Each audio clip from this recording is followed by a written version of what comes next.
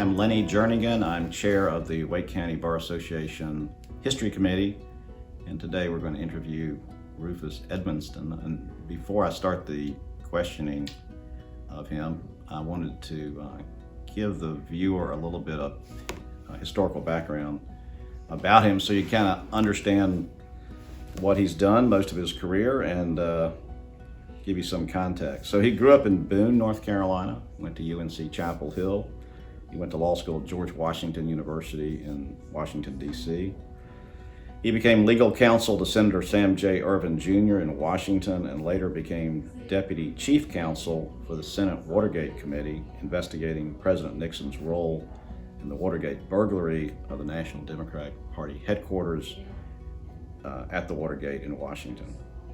And as counsel for that committee, served the subpoena on the president to produce taped conversations he had in the Oval Office at the White House about the Watergate burglary attempt, which eventually led to a U.S. Supreme Court decision requiring that those tapes be produced, and eventually led to the resignation of Richard Nixon as President of the United States in August of 1974. He returned to North Carolina and ran for Attorney General and won. In 1984, he ran for governor and lost to Jim Martin. He practiced law in Raleigh and still does. He later ran for Secretary of State and was elected to that position twice, once in 1988 and again in 1992. He then retired from public life, and along the way he married a lovely lady named Linda Harris, who is still by his side today. In your book, which I have read, called That's Rufus, A Memoir of Politics, Watergate, and Life, published in 2019, about the first third of that book is about your home life and growing up in the mountains of North Carolina.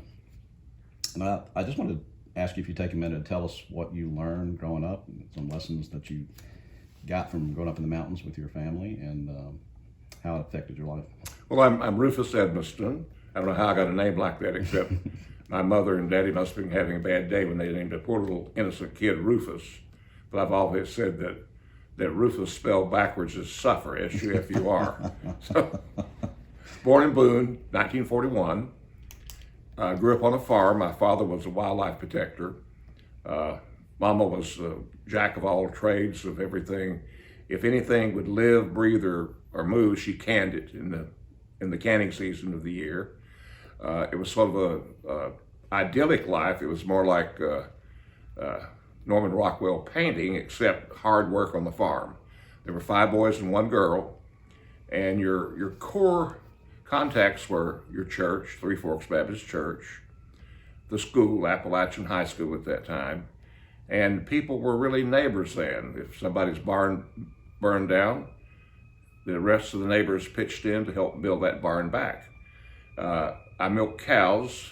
I used to often say, if I just get delivered from this farm, I will never go back. And here I find myself in the last 40 years gardening like crazy, and have a weekend gardener show called The Weekend Gardener, that comes on every morning at WPTF from 8 o'clock to 11 o'clock, and I enjoy that, reminiscing. I don't know the botanical names of everything, but I know what'll grow and what won't grow. And one time somebody said, well, how do you grow good roses? I said, well, my mama said use horse manure.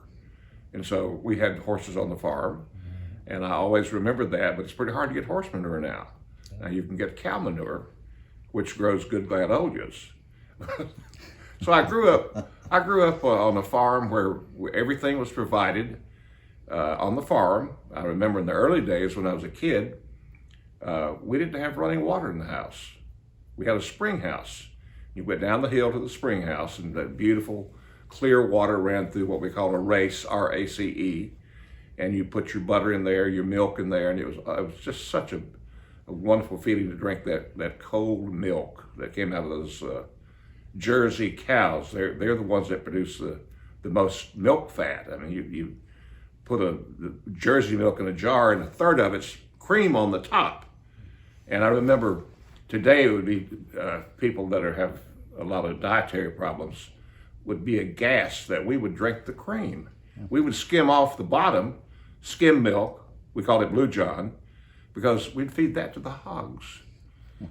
And just think today of drinking all that cream, what your doctor would say to you about that. Yeah, how's your heart today, by the way? Oh, it's a good heart.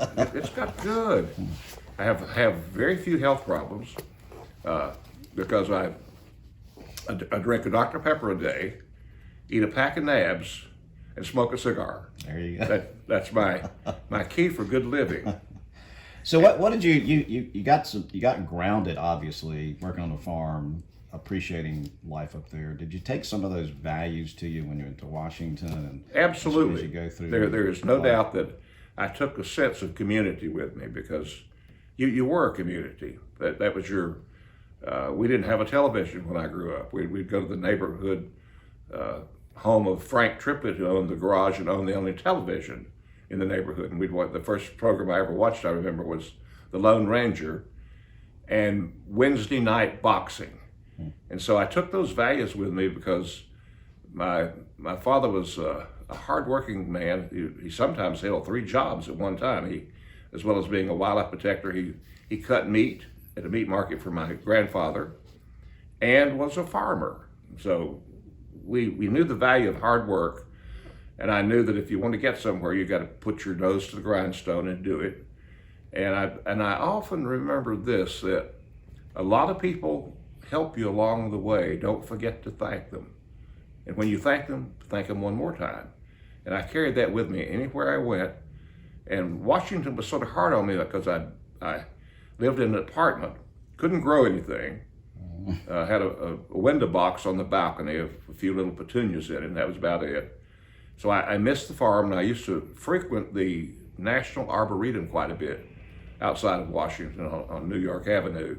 And that was my respite. And there was a botanical garden down below the Capitol. I spent a lot of time in there to keep my sanity. And I've carried through all my public life, I've carried the values I picked up as a farm boy growing up with a large family, because you had no time to be spoiled.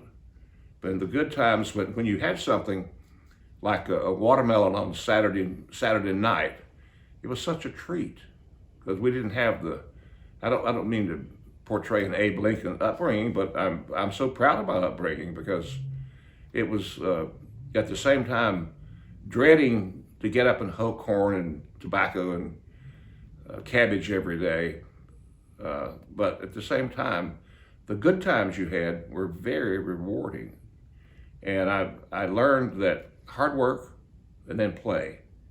When you play. When you work. And some people have accused me in my life of playing a little bit too much, but it's been fun.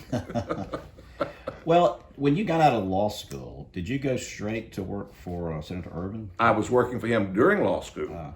I was going to law school at night at George Washington University, 5 nights a week, 4 weeks a month, all year round, and finished in 3.5 years.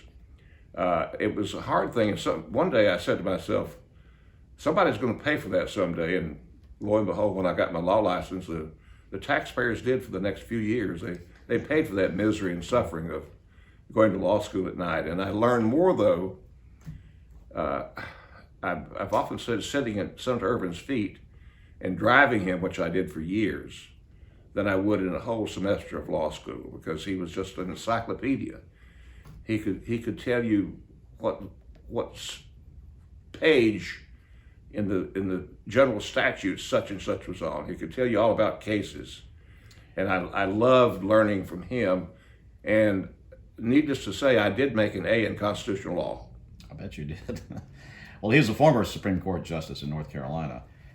How did you get up with him? What was your first connection? Well, when I grew up, I was politically inclined. I went to county government. They'd have a speaker come in, and I'd go and be thrilled by some of the oratory I saw. And Senator Ervin came by a couple of times, and I remember telling him one time, Senator, I'd love to work for you someday. This is a brazen little high school boy who just said to Senator Ervin, I want to work for you sometime. And I kept at it. And when I was in my last year of college, I began hustling Senator Ervin's office and convinced him to put me on full time. and then started my career of working for him during the daytime and going to law school at nighttime. So persistence paid. I think I aggravated him into it. I wouldn't leave him alone. So when he was on the Watergate committee and became chair, you were already with his staff, and he brought. Yes, you along. I had been the chief counsel and staff director of the subcommittee on separation of powers, which was very good preparation for the role that I had in Watergate, because Watergate was in essence a huge episode of separation of powers. The executive branch was assuming powers they didn't have. We studied that, and then Watergate came along, and I was lucky enough to be chosen by Senator Ervin, because he wanted somebody that knew Capitol Hill, that knew how the things worked. I had been doing that for him for 10 years, and I knew that I wasn't qualified to be the chief counsel, I recommended Sam Dash to him of Georgetown University. Very quick study, but he didn't know much about Capitol Hill. He was a babe in the woods on Capitol Hill. I knew how the system worked, little simple things like how do you get space? When Watergate came along, where are you going to put it? How are you going to get a staff set up? And those were things where I think, very helpful to Senator Ervin in the committee. And by the way, Senator Ervin was chosen by Mike Mansfield because he said, I want to choose somebody who's not a candidate for president. I want to choose somebody who's well respected by all people in the Senate and who's a constitutional scholar. And he said, I couldn't find anybody else except Sam Ervin. So Mike Mansfield was the Speaker of the House at that time. Mike Mansfield was the leader of the Senate. Leader of the Senate, okay. And another person I admired so greatly on the committee was Howard Baker, Republican from Tennessee. Had the same philosophy that the Western North Carolina Democrat and the Eastern Tennessee Republican. And he was a splendid co-chair with Senator Ervin, and I grew to admire him so much. So that's how I got up with Senator Ervin. And I went through the ropes of first being an errand boy in 1964, and sort of climbed the ladder on up as time went on. I first worked in something called the Constitutional Rights Subcommittee, helped draft legislation. That was greatly beneficial to me later when I became Attorney General and Secretary of State, knowing how legislation gets made, and it's like making sausage. It's an art of confusion. And then worked my way up to the time when Watergate happened, which, by the way, in June 1722, a very short time from right now, it will be 50 years since the Watergate break-in, which is incredible to think that all that time has elapsed. And have we learned anything? We're going to talk about that in just a second. Okay. So how did the other senators get chosen? Did Mansfield select the other senators too? Now he's got the chair, which is now Senator Ervin. How about the other guys, Baker and all those folks that came on? All right, the Republicans got to choose who they wanted. Okay. And Senator Mansfield chose the other senators, and I don't want to put off on any of them. He didn't want somebody who, as I said, was an aspiring presidential candidate. I keep talking about gubernatorial, which is something I don't like to think of. But he chose them for being sort of not flashy. And you think of them, Montoya from New Mexico,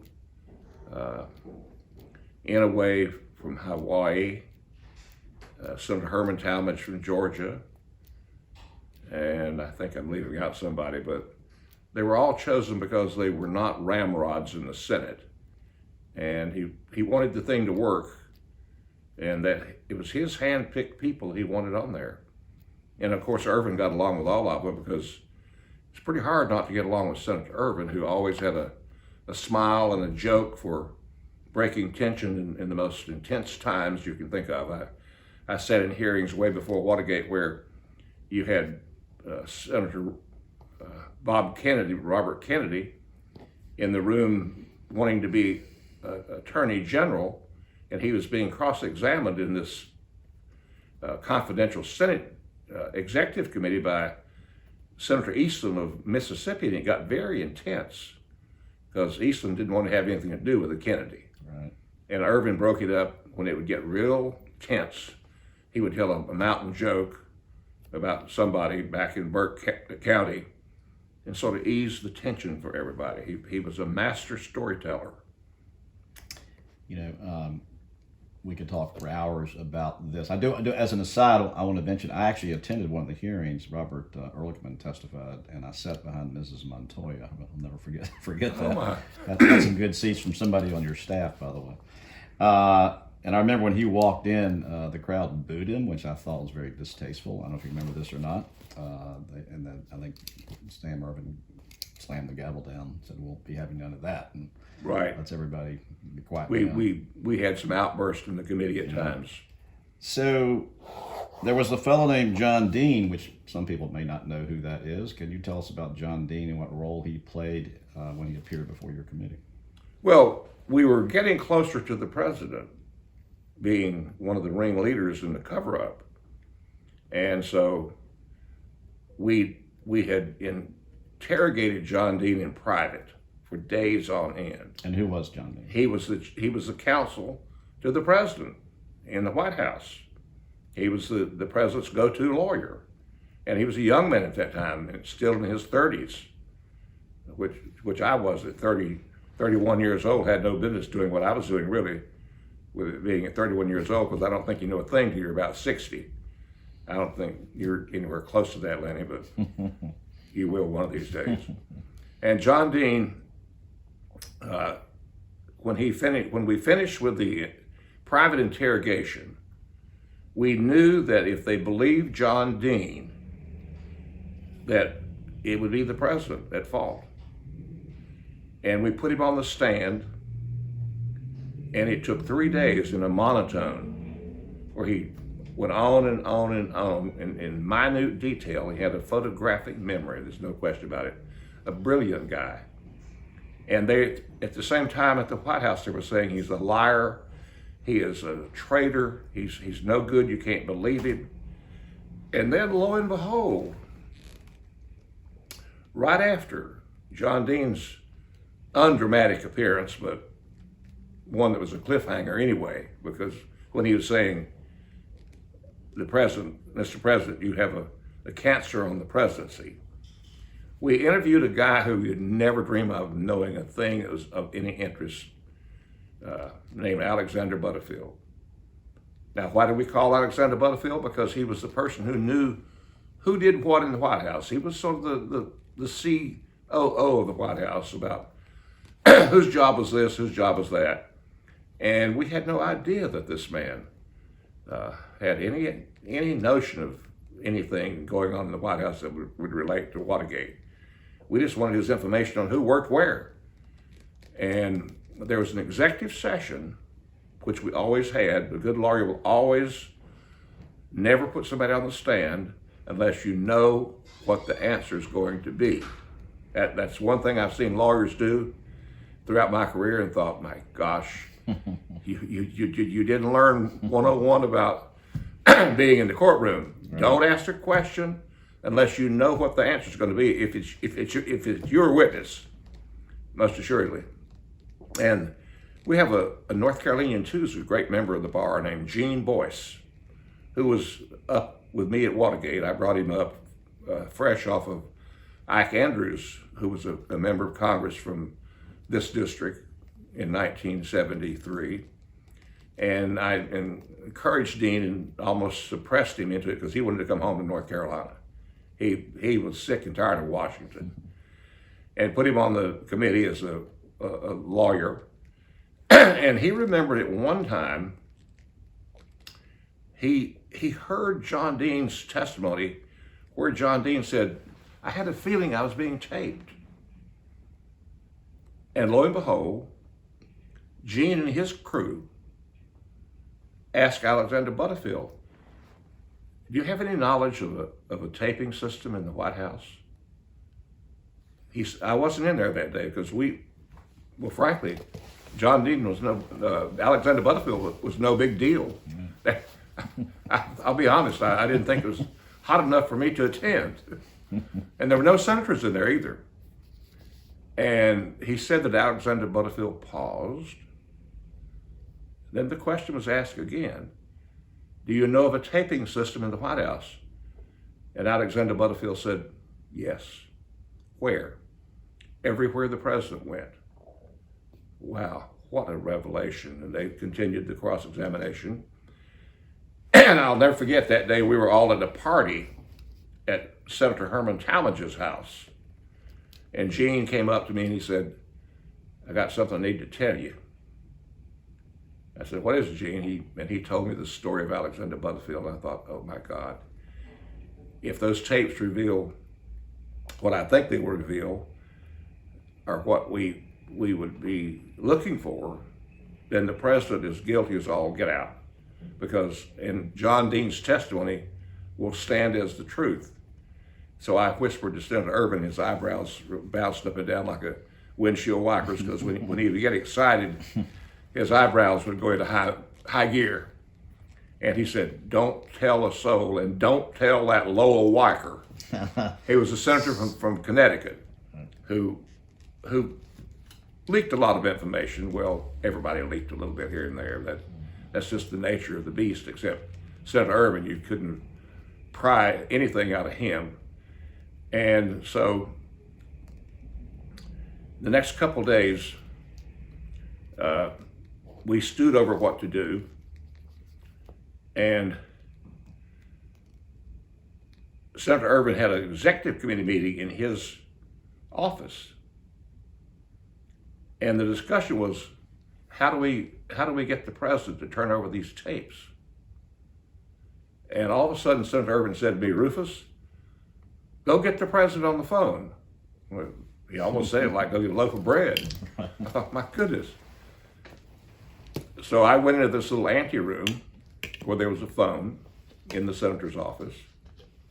I had a number for Rosemary Wood, the President Nixon's secretary, and I rang her up. And I said, Ms. Wood, this is Rufus Edmisten, Deputy Chief Counsel of the Senate Watergate Committee. Senator Ervin and Senator Baker would like to speak with the president. And she said, hold on.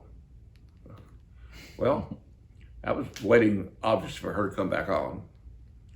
And in the meantime, you got to remember that Senator Richard Nixon had been saying all along, they're out to get me. The committee's out to get me, out to get me. Well, unbeknownst to me, this voice comes on the phone. Senator Ervin, this is Richard Nixon. I was so taken back that I just automatically blurted out, President Nixon, Senator Ervin wants to get you on the phone. I said, excuse me, sir, on the phone. Oh, and I was just, what have I done? I have done the worst thing that could be done by any human being. And so I walked back into the committee and put the president on the hold for just a moment. I said, Senator Ervin, President Nixon's on the phone. And I took a minute to tell him the joke, because I knew that it would help a little bit if I told them. They all got on the floor and just rolled. And then Senator Ervin clicked his phone on with his arthritic hands and said, hello, Mr. President. And they commenced the conversation. And I could tell it wasn't going well, because you could only hear Senator Ervin's side of it. And it ended up with the senator saying, well, President Nixon, we'll have to do what we have to do. And he hung the phone up and he told us the content of the conversation, which was that President Nixon was refusing to turn over the tapes. He said that he had the authority under presidential executive powers. Executive privilege was the word used by everybody now to do what you want to do in the executive branch. And they mulled in a moment. And if I recall correctly, it was Senator Talmadge who said, well, we can subpoena the president. Now, mind you, that had never been done by a committee of the Congress. Never. And they discussed it. And lo and behold, they voted unanimously, Republicans and all, to subpoena President Nixon for the Watergate tapes as a result of the revelations by Alexander Butterfield. And so about the next day, the committee had a surprise witness.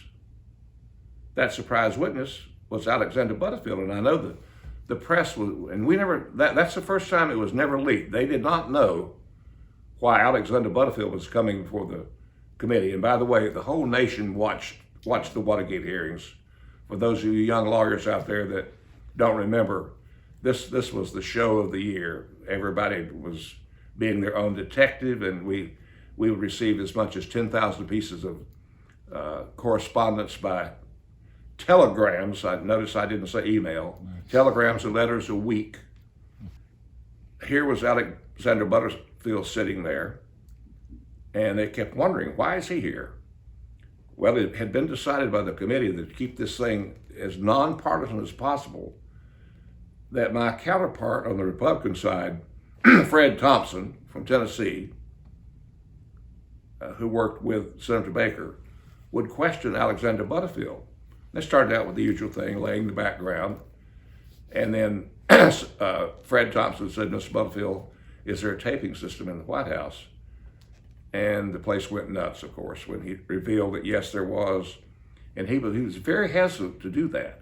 And he later said some years ago, just a few years ago, that was the worst dilemma he had ever had, to have to reveal that.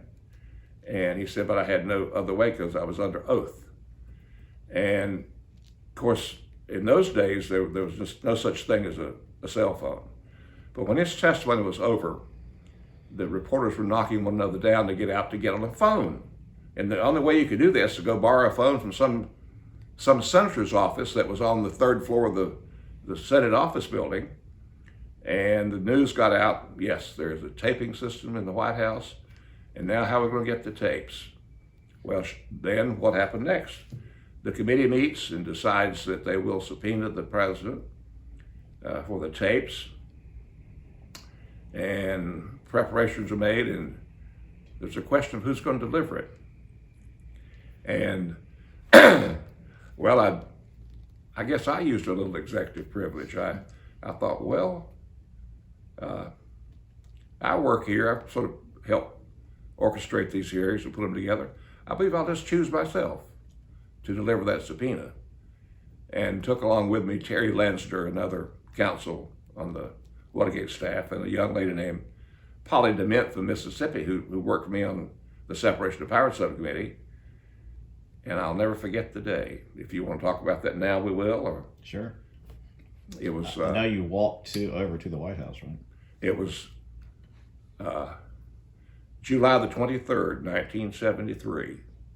The hottest day that you can dream of. If you think Raleigh is a hot, humid summer, try the swamps of Washington in August. I got in the back of a police car, Capitol Hill police car, and when my mother heard about that, she said, well, at least he was in the back of a police car for a good reason this time. Mama, don't say things like that. And we went down to the White House, and there was a whole company of reporters following us with, I call them Geiger counters, sticking out their windows, and got to the executive office building where we had prearranged to meet with the president's counsel, Leonard Garment, I guess taken after your name. I guess your full name is Leonard. Correct. And Leonard Garment was the counsel for the president at that time, and Professor Charles Allen Wright, who had written a law book I'd studied under, there to receive the subpoena. How did the press know that you were going to serve the subpoena? We told them. You told them? Absolutely. I have loads of pictures of me exiting the Senate office building to get in the police car and go down there. Because they would have known anyway. There's no question about it, because you had people at that time knowing what was happening, the tape surveilling the White House and the Senate. And I remember walking up to the steps of the executive office building, which is right beside the White House. And I greeted Professor Wright and Leonard Garment, the the president's counsel. I used to refer to him as counsel of the week because he'd fire somebody if they didn't agree with him. And I read off my little spiel about under Resolution 33, here's the subpoena, et cetera, et cetera, et cetera. And I said to them, I said, please take this back there, make copies, and give me back the originals. And I happened to make a comment. I said, the president were nearby? And Leonard Garment said, well, you just missed him. He was over here talking to some folks about Vietnam. And I thought, well, I don't think he wanted to see me anyway. And we went back to Capitol Hill, and that started the whole process of trying to get the tapes. And a couple days later, the special prosecutor issued a subpoena, which set in motion a confrontation between the White House and the Congress about subpoenas, and it went to the Supreme Court. So it was not your subpoena from the committee that went to the Supreme Court. It was the council subpoena because that was the current controversy at the time, the criminal prosecutions.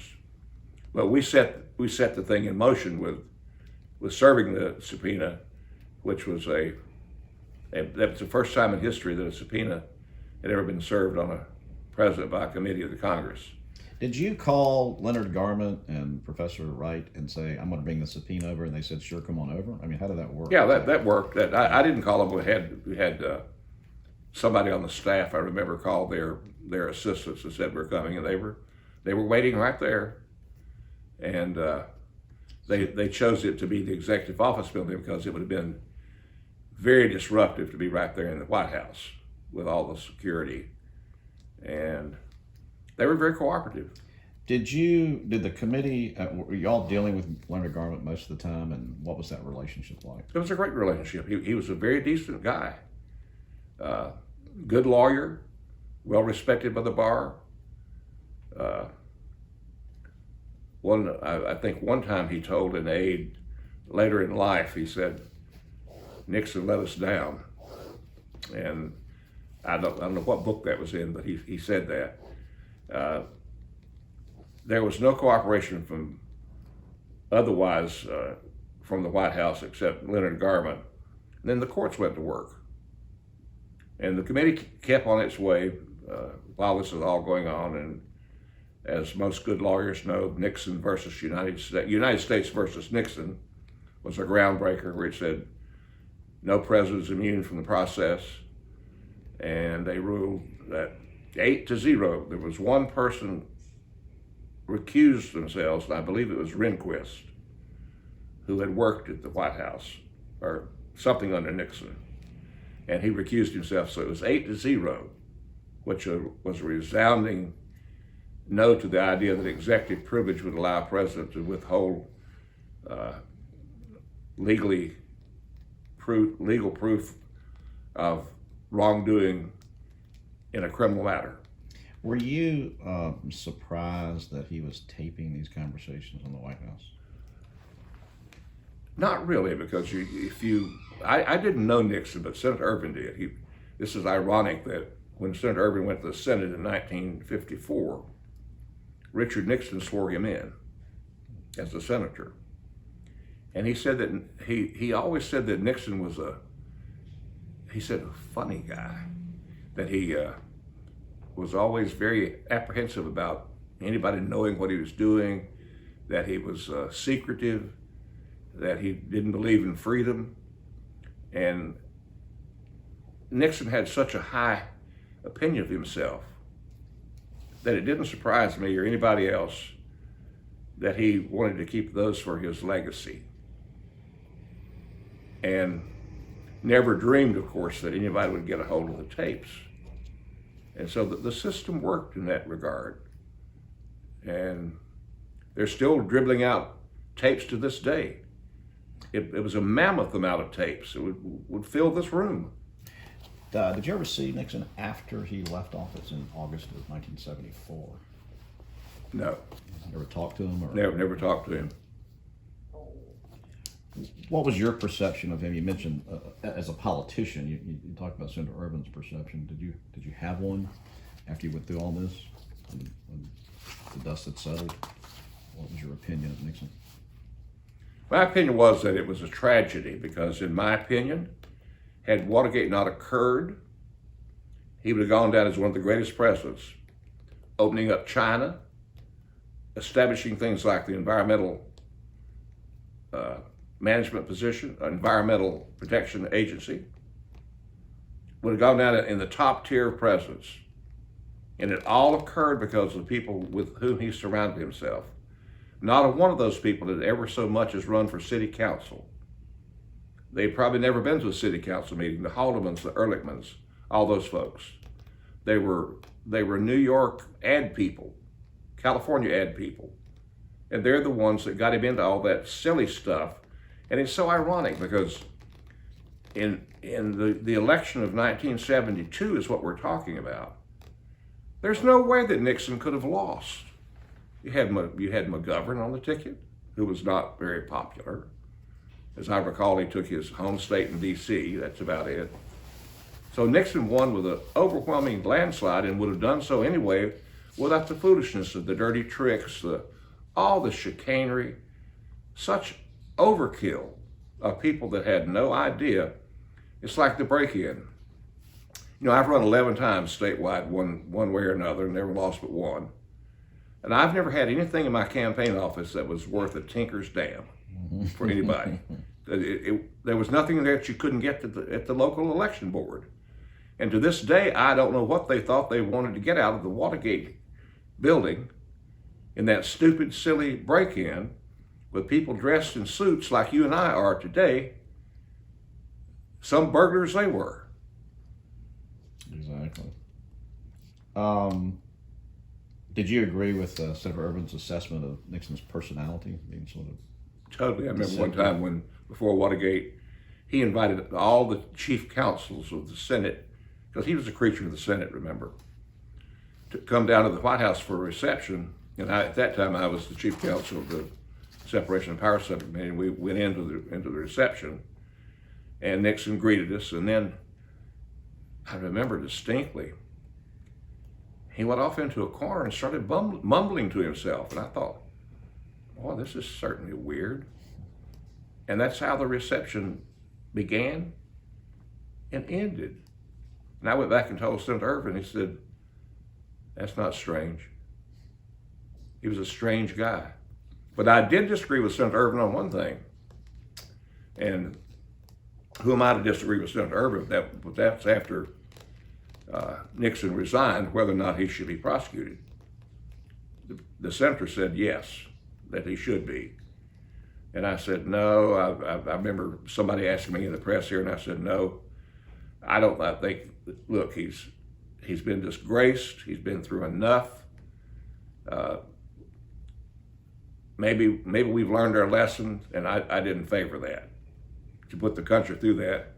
And who wants to see a president in shackles? I had a lot of friends that did, but I thought, let's try to get over this and learn some lessons from it. Well, that raises another issue, which I don't know if you know the answer to this or not, but when President Ford took over, he of course pardoned Nixon to eliminate that possibility.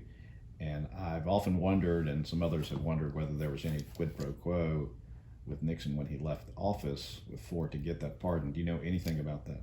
No, I've heard of no quid pro quo. I think Ford did the right thing. It cost him the election, but he did this out of a good heart, and I think he did the right thing. As I said, he vetoed his next term as president. Okay, so you've gone through this incredible experience. You've seen the Constitution on the edge a little bit. You've survived that. The country has come through okay.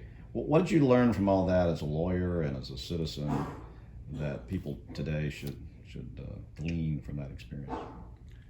Secrecy is the worst enemy of democracy and the law. As much as you can keep things open, you preserve democracy. And I learned that the lust for power can kill you. We'll talk a little bit about that in my personal situation a little bit later on if you want to. You mentioned the chapter in the book. And I learned too that good lawyering is do your homework. Had anybody in the White House done their homework, they would have known this would not work, because the separation of powers was designed to stop such as this, such as Watergate.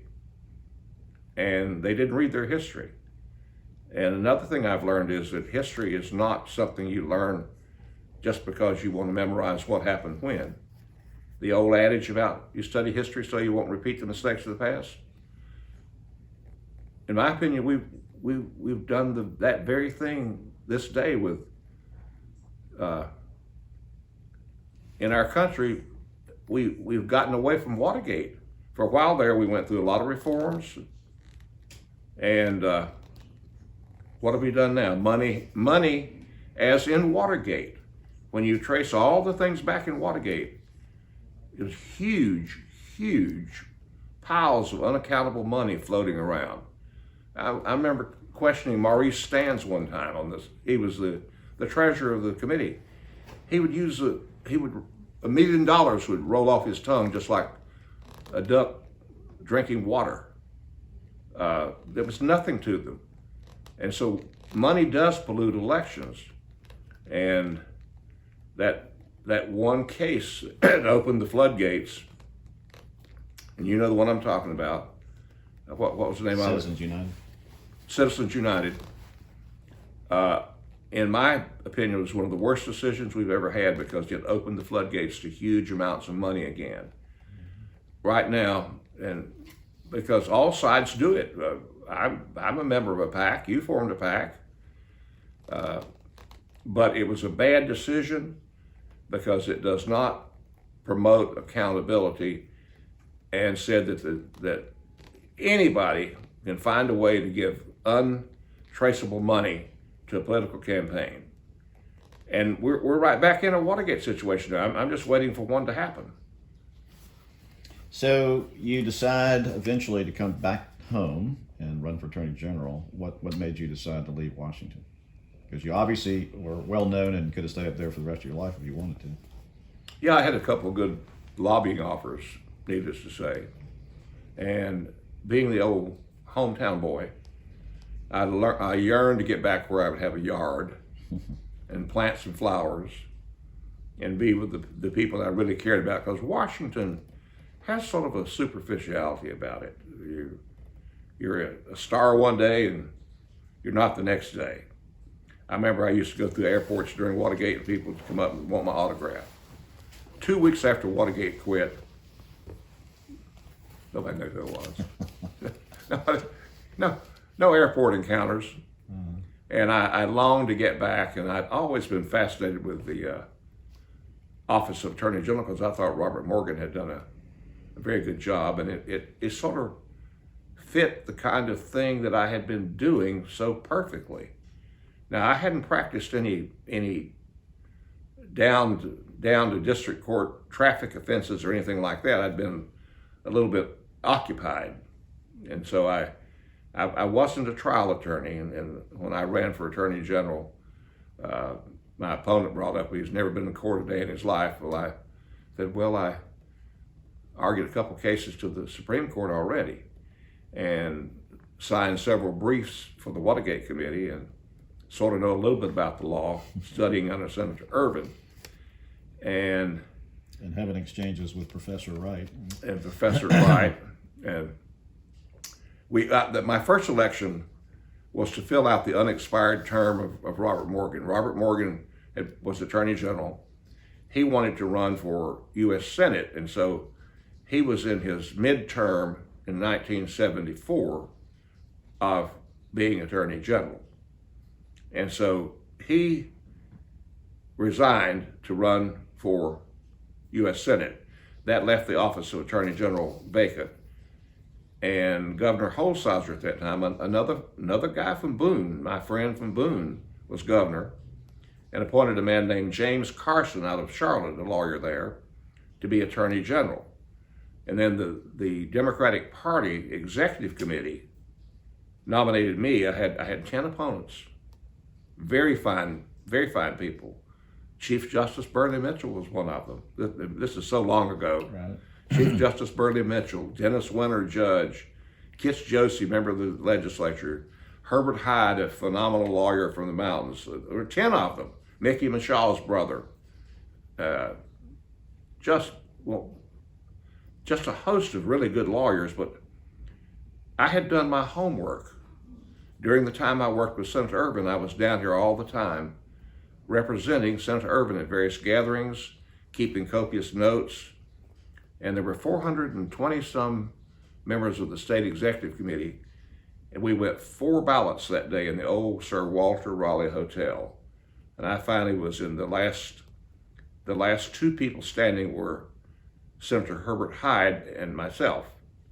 And I got more votes than he did, and that's how I got the nomination. It was a fascinating thing. In my book, Justice Jimmy Ervin wrote a chapter on how that went. He found that very fascinating. He was 18 years old when he wrote that little chronicle of the nomination process in 1974. I commend that to people that are interested in elections, and to know that our Justice Ervin right now wrote that when he was 18 years old. I've seen the picture of him with his grandfather and his father, and he looks like a baby. Yeah. I think it was about the time he wrote it, wasn't it? Yeah, that's right. So tell us what the Attorney General's office does for those who are not. Well, first of all, oriented to it. the Attorney General, it's changed some over the years since I was there, but it's the people's attorney. It represents the state of North Carolina and all of its dealings legally, various agencies, departments. It has broad authority to bring cases on behalf of the people of North Carolina. Like I remember I used to love working in the consumer protection area. People would be cheated out of things, and I would be anxious to sue the perpetrators of fraud against elderly people and others like that. It trains law enforcement officers. It has a school at Salemburg, North Carolina, where all the basic training occurs for every law enforcement officer in the state. It regulates private protection detectives. It's an office that I enjoyed tremendously because you can do something and you get it done and don't have to go through 1,000 committees. Now, today, the legislature has whacked away at the Attorney General's powers, which I don't think is a wise idea. I'm not getting into politics, but the office has been diminished some by cutting the personnel and trying to take away a lot of the rights of the Attorney General to represent the state of North Carolina and its agencies, which I don't think was very wise. But it's a grand office. Being a lawyer, it's the supreme thing, I think, next to being on the. Well, I never wanted to be on the Supreme Court. I'm not capable of sitting around for 2 hours without getting up and smoking a cigar. Well, I remember, I think you told me once that as a young Attorney General, you met Bill Clinton when he was Attorney General. Oh my goodness sakes alive. One time we were having a meeting of the Attorneys General in Los Angeles. And I was, at that time, 33 years old, the youngest Attorney General in the nation, I thought. And we had the meeting in the form of a horseshoe, where people sat around this horseshoe platform and flags behind representing your state. And I went down early one day to be at the meeting to study some papers and act real important. And beside me was a plaque that said, Arkansas. Well, I'm sitting there alone, and all of a sudden this young man walks up and sat down. And I said, "Where's your Attorney General?" He said, "I am." I said, "How old are you?" He said, "I'm 27. I said, "I hate you." I said to the future president of the United States of America, "I hate you."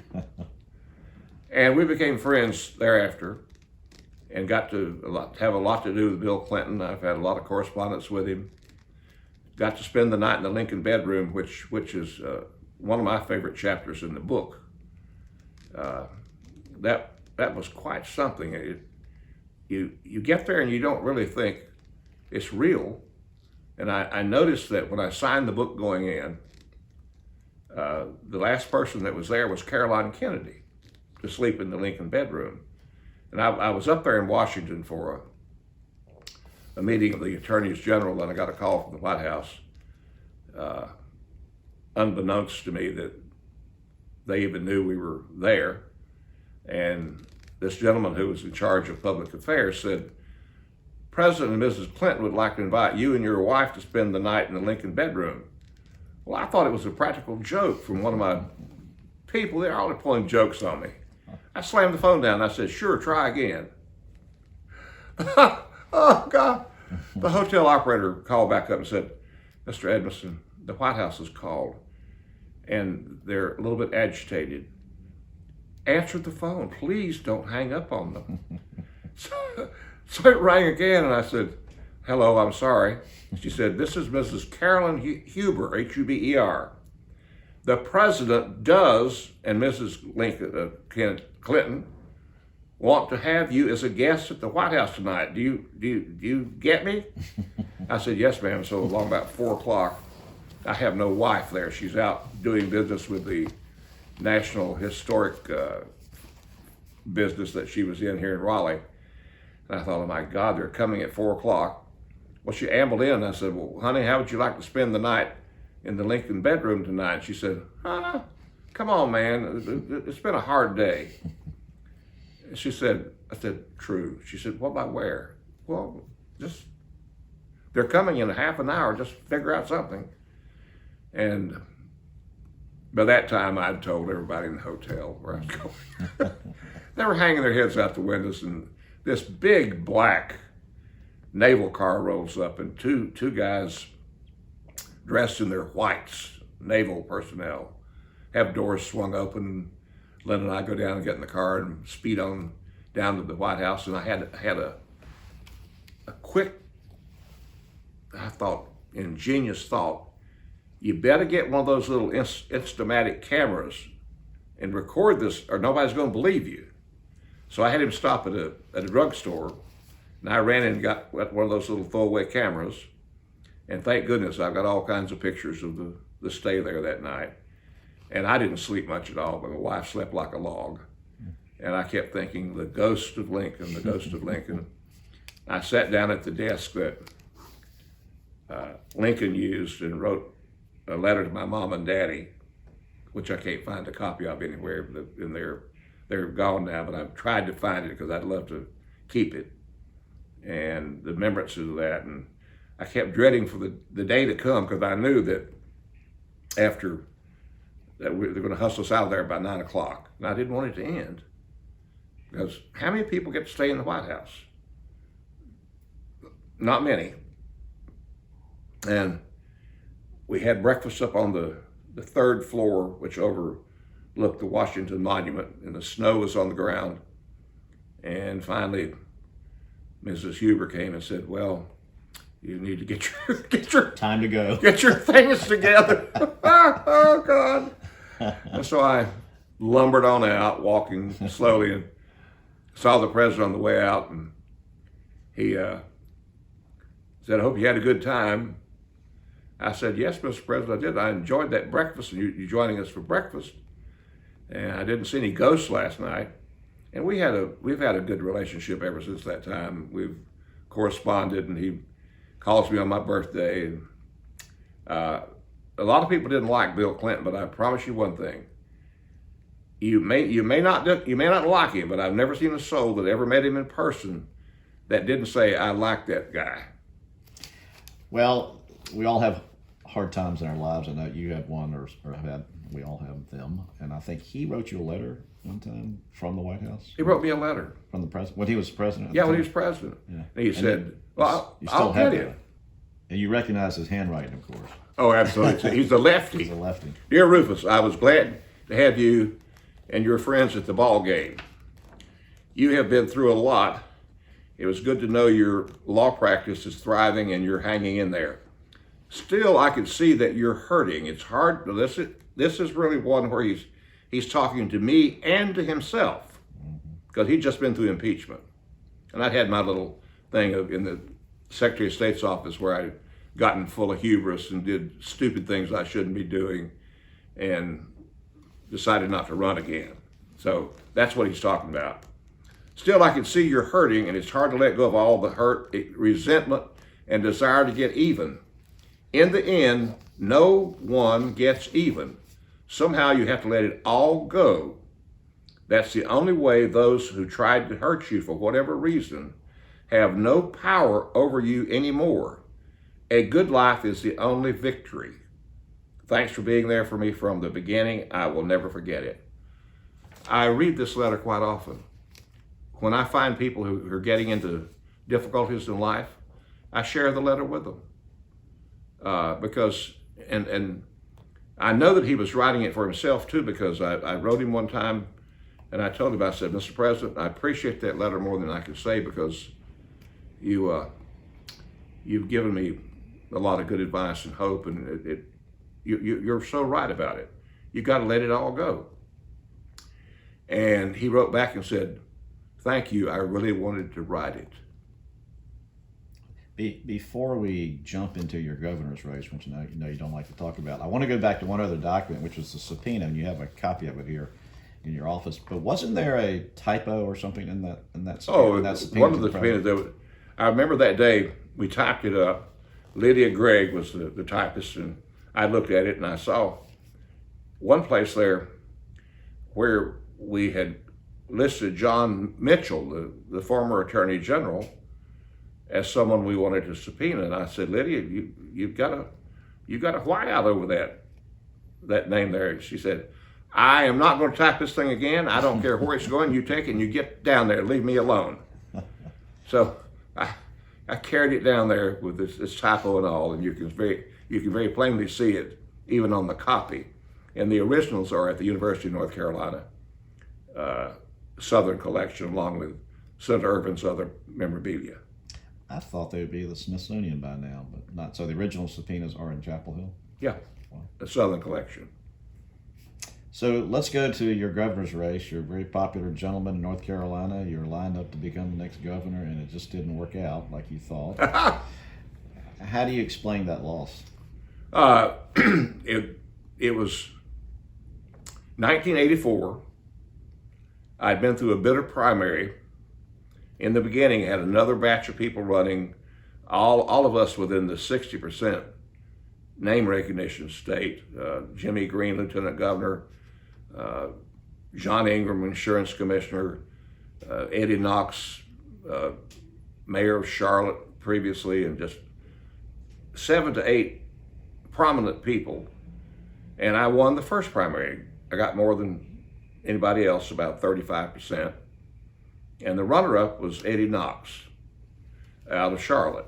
And that at that time, you had to get 50% to be a clear winner. And the second primary occurred. In the meantime, I lost my chief of staff, Charlie Smith, in a plane wreck, which was a devastating blow to me. Just a plane crash out of Asheville on a campaign trip. And I had a hard blow with that. And then I must say the national ticket was not very popular in North Carolina on the Democratic ticket. It was Mondale from Minnesota and Geraldine Ferraro, the first time there had ever been a female vice president nominee. And they were very unpopular here.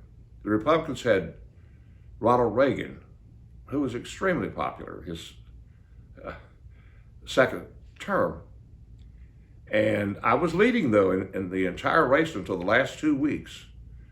Ronald Reagan came through Raleigh one time and Charlotte, and I went from 52% ahead to the other way around real quickly. But at the same time, the runner-up in that second primary, Eddie Knox, came out against me in the general election. He was bitter. He was bitter at Jim Hunt, more so than he even was me. And he endorsed not only Ronald Reagan, but Senator Jesse Helms against Jim Hunt, and Jimmy Green would not come with me either, so I was fighting uphill the whole way. And it was disappointing, but it's just like Bill Clinton said, you got to get over it. And remember that it's not the most important thing in your life. It's how you get up out of it. I've always said that the key to success, just think of all the lawyers, you lose a case, you might think that that day you're so down and out, but you're judged by fellow human beings on how you come out of the valley of despair. And it was quite a valley for me. I had about a month there where I didn't want to walk in front of the Capitol. And I got to the one time I was at a meeting, and one of my supporters after the election said, "You're down in the dumps, stop it." And I said, "Well, it's hard to take." And he said, "How many people are in North Carolina?" And I said, "Well, at that time, there's about 850, close to 9 million people." He said, "How many people got the nomination for governor on the two parties?" I said, "Well, 2 of us." He said, "Well, take that as an honor." And I thought about that so many times and said, life goes on. So you eventually, you went back to practice, I think, with Woody Webb. I practiced with Woody Webb. And you still practice with Woody Webb. And with Reagan Weaver. Right. Did all kinds of things from traffic ticket to divorces, which I swore I would never do another domestic relations case in my life. One time we had these 2 state employees fighting one another over a plastic Santa Claus when I was practicing law. And that was a bitter thing over this darned old plastic Santa Claus. And it was just something you stick on the roof of your house. So I remember I had a friend in Boone that ran the Western Auto. Remember little stores they used to call the Western Auto? And I called him up and I said, "You got any of these little plastic Santa Clauses that people put on the top of their roof?" He said, "Yes." I said, "Send me one by freight right away." So my client was the guy. And I said, "I've got you something. I've got you something right now. You will never believe what I got you. I got you a new plastic Santa Claus." He said, "My God, you mean you got a new one? Well, let her have the old one." That's how we settled the case. I thought, now, if I've got to spend my life doing that, no more. So Had a lot of personal injury cases. So you decided to run for Secretary of State. Secretary of State's office came open with my friend Thad Ewer, who when I ran for Secretary of State had been in the Secretary of State's office longer than I had lived. I was 43 years old, and he had been there 52 years, and I was successful on that. Enjoyed the job. It was more recruiting business to North Carolina than about anything else I remember, and keeping business happy, running corporations division. We had the boxing commission. We had at one time an office that I thought was very neat, a one-stop licensing and permitting, where you would come to one office in the Secretary of State's office to get all your license at one time, bundle them up for you. And the legislature let that go, which I thought was just a terrible thing to do. But I enjoyed Secretary of State, but I always enjoyed more being Attorney General, because as I said, you could make a decision and that was it. And you could get some things done. But it's a grand old office. It's the second oldest office in North Carolina, Secretary of State's office, and I'm glad I was there. So you ran in 1988 the first time? 88 the first time. And then you won again in 1992. 1992. And stepping back away from that particular office, you've run these political campaigns a lot, and we may have touched on this earlier, but how would you describe campaigning back in the 70s and 80s? It was hand-to-hand combat. Versus 90s versus maybe what it's like today. There's no such thing as personal campaigning now. I remember standing at factory gates. I thought I could shake every hand in North Carolina, and I think I did more than any human being could do that. it was, I enjoyed that part of it. I did not enjoy running for governor because it was all, by that time it was gotcha. But campaigning today is fundraising. That's all people do. I get 10, 15 letters a week, just like you do. Somebody asking for money. And there's no such thing as retail campaigning now out on the street. I used to love to go to small towns on Saturday afternoon, walk up and down the street talking to people.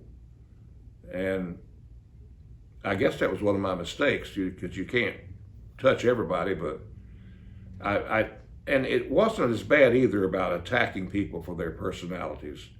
And a lot of the campaigning today is so ruled by campaign consultants. They ask you to do things that you should ask no human being to do. I know I was always a rebel when I ran for governor. Some of my campaign advisors would say, you do this, you do that. If I couldn't let my conscience be clear, I just wouldn't do it. And I don't think I'm very fit today for public office. I would not be able to follow the rules you have to do today to be elected. And it's changed for the worse, in my opinion. It's all dominated by money. And thank goodness, though, we have people that will run. I remember one time in Watergate, we had this young man named Gordon Strong who gave his testimony, and he said, if I were a young man, I would never engage in public service. And you know, that blew my mind, blew Senator Irvin's mind, because there's nothing any purer and more meaningful than to run for public office and do a good job, because you don't get much praise for it. And so I do advise people. I advise young lawyers to, if you want to run for something, do your homework. Get out there amongst the people. Shake some hands. If I had any advice, Lenny, for a young lawyer today, is don't worry about the money right when you first start. That won't cut it. Do some kind of law that you enjoy. I know when I first started the practice of law, I enjoyed personal injury cases. I've told you what I thought about domestic relations. No more Santa Clauses. Huh? No more Santa Clauses.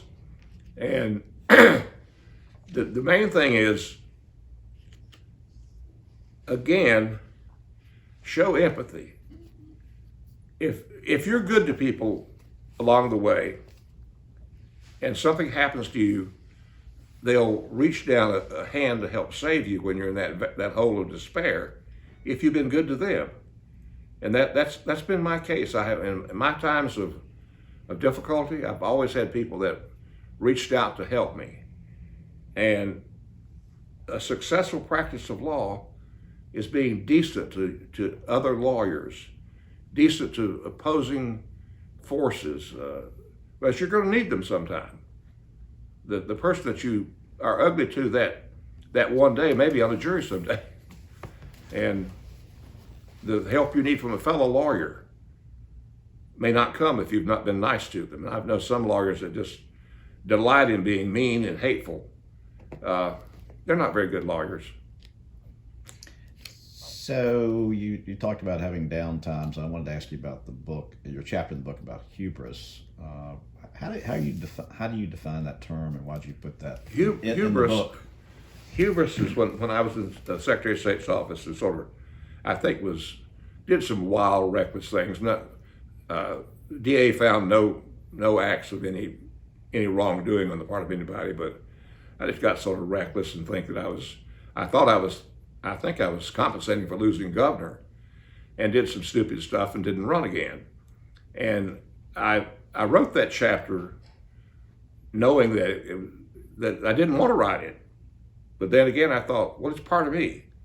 And hubris is when you get so puffed up that you believe you can do anything. It's sort of like, old boy one time told me, he said, I don't know what that word means, but I can sort of describe it. He said, a fella gets drunk and he thinks, first of all, that he needs to buy everybody a drink on the house. And he said the second stage of that word you call hubris is you think you're the most handsome guy in the world. You start preening and combing your hair and acting real pretty. He said the third and the most fatal stage of that is when you think you're invisible. And I thought he described that very, very well.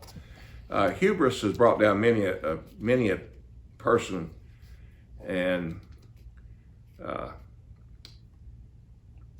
Bill Clinton, by the way, sent word. I sent him a book, and he sent word that he had enjoyed my book, and he particularly referenced that chapter on hubris. And it can come on anybody. It can come on you in education, in the ministry, anywhere. When you start thinking that what you do doesn't matter, that you're somehow above the fray, and you're maybe a little bit too good to be, a little bit too much better than other people, or that you're not going to be reckoned with for some of your silliness. And so hubris is a good word that it can be a killer. So you don't have any plans for one more final campaign? Heck no. Get back out there? Heck no. The way you tell stories, I'm surprised you didn't get more engaged in trial work. Do you have any regrets about not being an orator in the courtroom? I had a couple trials when I was with my friend Woody Webb that I got to orate a little bit, and of course I enjoyed it, but being a lobbyist is a lot the same way. I get to advocate for my clients, and most of them have a problem with the government, and that takes a lot of research of knowing what I'm going to write a legal opinion now on a particular matter. It takes a lot of convincing to do, and so in a sense, I guess that I've always yearned to be a trial attorney, but didn't maybe want to put all the work that's necessary in it like you do. But I do a lot of work being a good lobbyist and a lawyer for certain companies, because they have problems. I've got to solve them. Well, exactly. You know, we could be here for another hour talking about the charity work that you've done and the NC Spin that you've been on, and all the television shows you've been interviewed in, particularly about Watergate. And I can't go into all that today, but I did want you to talk about one charity that I know that you are particular to. That's Super Kids. Could you tell us a little bit about that program? Yeah. About 30 years ago, I was sitting in the office of Secretary of State, and I got a call from a man named Johnny Shepard, and Johnny said, "I've got a problem." He was the principal at an elementary school in Kinston. He said, my class of kids is the poorest school in all of Lenoir County, just very poor. He said, we had money gathered up for a bus trip to Raleigh for 30 kids, and somebody stole our money. He said, I need help. Well, ironically, in the room that day was my friend George, and let's put George, and another person. I said, look, I need from each of you, I need $100, and I'll do 200. And I might be prosecuted for this, but I sent a Secretary of State car down there and delivered the money to Johnny Shepard and said, bring your kids up. Well, they came up and they inspired me so much, because they were kids that were so poor. They wore shirts that went 6 inches down below their obviously an older brother's shoe. They had shoes that were 3 or 4 sizes too big, but they were all dressed and also manly. And we had a little ceremony. I made each of them an honorary attorney general in the state capitol, took them to lunch at the Hardee's that was down here on the street at that time. And I inquired of Johnny, I said, what makes an extra special super kid? He said, well, they go out of their way to do something good for somebody. And so I developed that program, and we take kids who come from not the greatest of means in the world, and we say, if you stay straight all the way through high school, and you make decent grades, and you have overcome some adversity, we'll help you go to college. We now have over 60 some people who've gotten to go to college because of the Super Kids program. And we just had to call off the thing because of this blasted pandemic. The usual fundraiser, but people are very generous to give to it. We have in our graduating class, we have one super kid that was on the streets for a while, who is now in her residency at Wake Forest Medical School. We have one that graduated from Campbell getting ready to go to Campbell Law School. We have numerous teachers. We have some good mechanics. And so if you ask me what's most important to me about my legacy, I don't care about Watergate. I don't care about Attorney General, Secretary of State, all those honors and things. My legacy, I want to be those super kids, because I can see each day some kid that's got somewhere because somebody cared about them. And all the people that helped me, I thank them so much for that. Well, thank you for doing that. Because this is the Wake County Bar Association, and you've already talked to us a little bit about what you recommend for young lawyers to be doing and how they should do things. I did want to sort of ask you a final question, but if you have any other advice for lawyers thinking about going in, or people thinking about going into law school, or young lawyers in general, or just older lawyers. I think you've told us be prepared and enjoy what you're doing, that kind of stuff. Anything else that comes to mind? Lenny, I probably have at least 2 or 3 people a month come in here that are college graduates. In fact, a gentleman that's going with me tomorrow night to drive me to a Rotary Club in Lillington, and he came in about a year ago and kept discussing whether or not to go into law. And I said, well, let me give you some pros and some cons, and mostly pros. I said, there's nothing that you can't do with a law degree. I said, you don't have to practice law if you don't want to practice law. I said, there are so many good government lawyers. There's so many people that give advice. It teaches you to think critically. And I highly recommend that you, if you're willing to put the work in and start thinking strategically, to go to law school. And I said, whatever you do, remember this: people that grade papers, which I did at one time, don't like somebody that rambles on. I said, if you're going to take a quiz in law school, and like it used to be for me, they divided up in, and you probably 30-minute questions. I would take 10 minutes to outline it, 10 minutes to read it again, and then 10 minutes to write it. And I managed to get through law school and serve on the law review at George Washington University. I said, but it's worth it, and I give the things about showing empathy, thanking those who help you get where you are, avoiding hubris, and have some sort of spirituality are my guides in life, whether you're a lawyer or not. And I think that we have I think the lawyers are brighter now than, I'm not sure I could get into law school now, Lenny. I could do all right in constitutional law, I think.